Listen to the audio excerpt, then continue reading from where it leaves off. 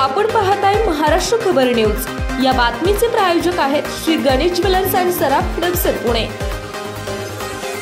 लाडकी बहीण योजनेतील 9 लाख महिला लाभार्थी पात्र ठरणार आहेत। यापूर्वी 5 लाख महिला कमी झालेल्या होत्या, तर आता नव्यानं 4 लाख महिलांची संख्या कमी होणार आहे। त्यामुळे राज्य सरकारच्या 945 कोटी रुपयांची बचत होणार आहे। कोणत्या नव्या निकषांमुळे लाडकी बहीण अपात्र ठरणार याची सुधारित माहिती समोर आली आहे। 2.5 लाखांपर्यंत उत्पन्न असणाऱ्या महिलांना लाडकी बहीण योजनेचा लाभ घेता येईल। एकावेळी एकाच योजनेचा लाभ घेता येईल किंवा 1500 पेक्षा जास्त लाभ घेता येणार नाही।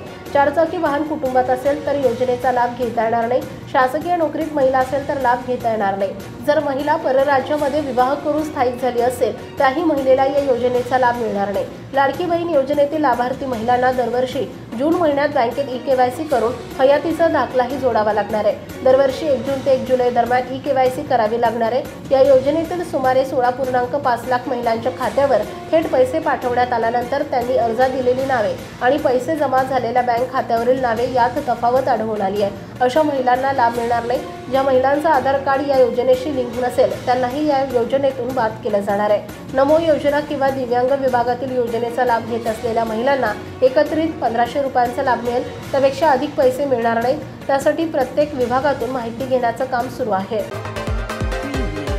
आपण पाहताय महाराष्ट्र खबर न्यूज। या बातमीचे प्रायोजक आहेत Shri Ganesh jewellers and Saraf Hadapsar Pune.